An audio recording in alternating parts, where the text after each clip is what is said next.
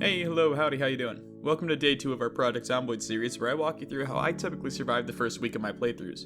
On day 1, we made our way to the Rosewood Firehouse, where we cleared out some of the nearby zombies and established the beginnings of a base on the second floor. As always, the best for you to start each day is by tuning into Life and Living at 6 a.m. I'll usually either eat or read a skill book during this time to kind of min-max my time in the morning.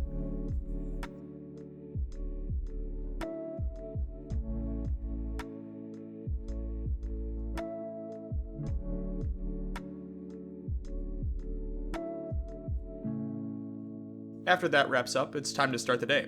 Day 2 is typically my looting run day. We can hop the fence to the northern end of the fire station and hit up all the houses behind it.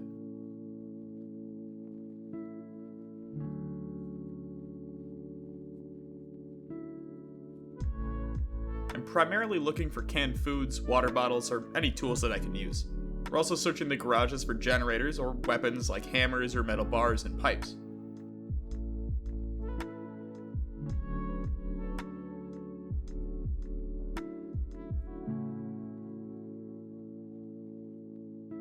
You might even get lucky like me and find a shotgun on a corpse.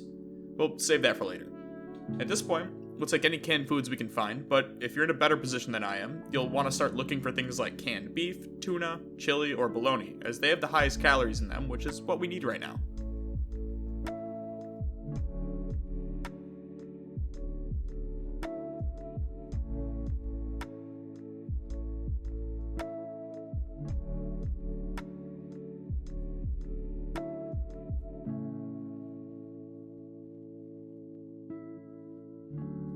Moving out to the garage, we got incredibly lucky finding a generator on our first house.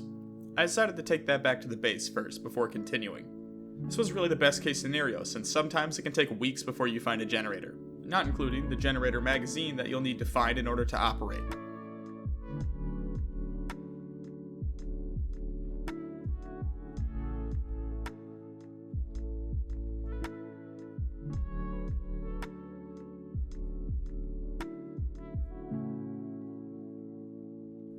Stealth is still a focus at this time too. We're only on our second day, and you shouldn't be trying to take on hordes of zombies right now. We just don't have the skill levels to do so. What I do here is drop the very heavy gear and the generator, and lose the zombies in the tree line. From there, I head out to the nearby house, check the mailbox for any hidden magazines, and hop inside where I loot the building and rest to restore my exertion. The last thing you want to do right now is try to fight zombies exerted.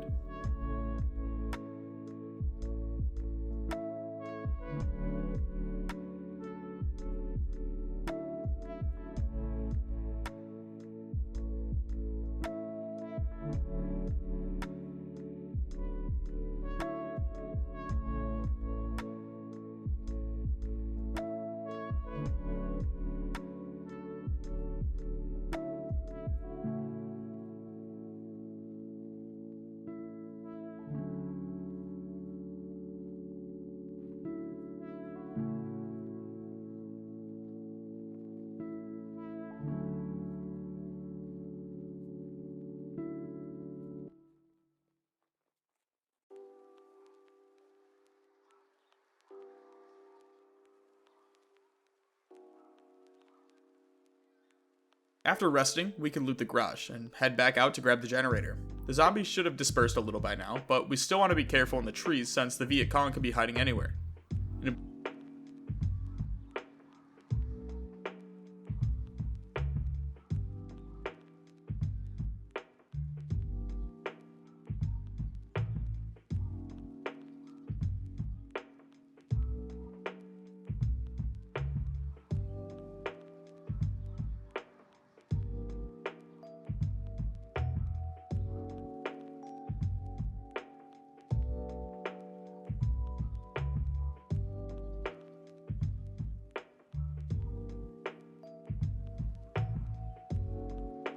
Important note to remember here is that it's never a bad time to run.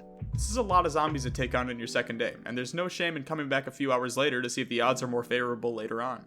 I chose to stay and fight because I have way too many hours in this game and I'm comfortable fighting larger pockets of zombies in one sitting, but in that sense, I'm an idiot. Anyway, we'll drop the generator off downstairs for now and catch the end of Life and Living, which I always seem to just miss. A smarter me would have stayed in that smaller house and watched it there before heading back to grab the generator, but that's besides the point.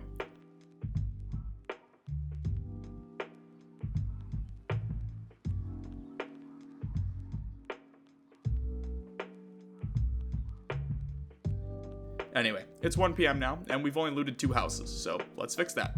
But first, we've got some more zombies inside the fencing that we need to clear out.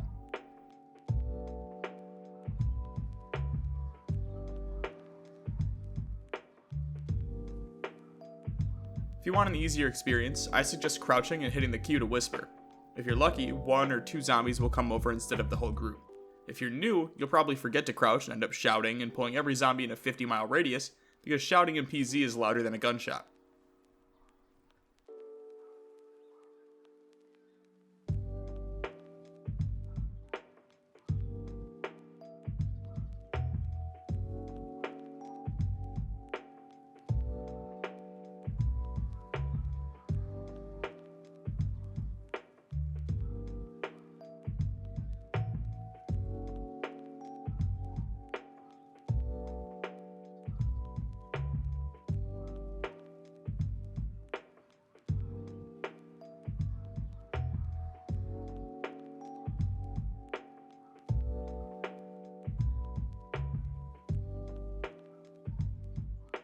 Moving back into the houses, we're still looking for the same things here. I listed a few key resources earlier, but things like hammers, nails, screwdrivers, canned foods, water bottles, a duffel bag or backpack, bandages, beginner or intermediate skill books, and gas cans are all things to watch out for. You can generally avoid items like soap, books, and items like rolling pins and other stuff like that. We can grab that stuff later, or really whenever, but right now, we want the items that can instantly improve our lives.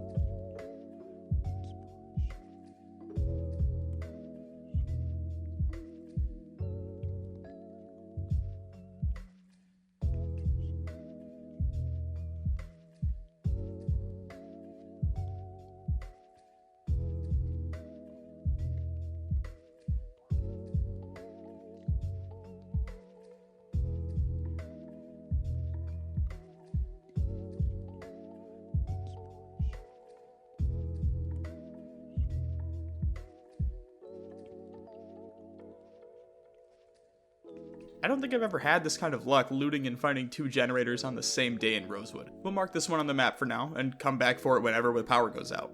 It's always a good plan to have multiple generators so that you can have one for your base and one for a gas station so that you have a way to activate fuel pumps, again, once the power goes out.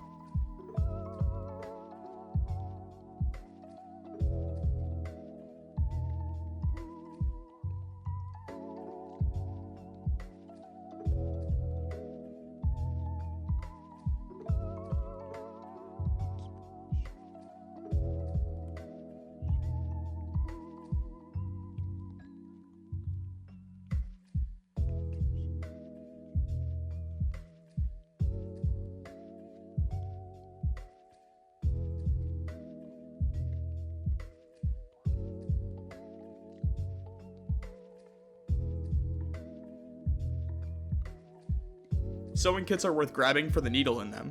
You can use the needle for tailoring, which gives added protection to your clothing and gives insane bonuses at max level. We're talking plus 20 and 10% boost to scratch and bite protection.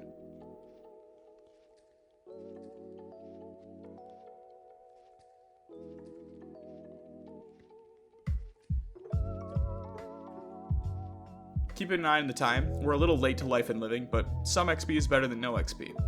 With a fast learner trait, even missing the first 10 minutes will still give you enough to fully level up a skill.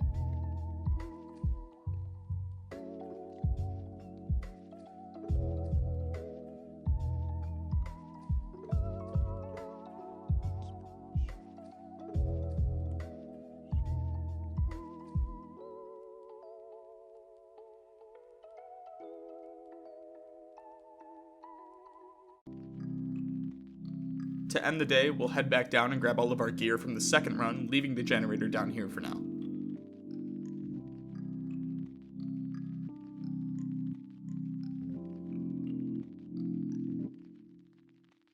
This will go outside eventually, but can sit tight for now since we don't really have to worry about it for another week or two.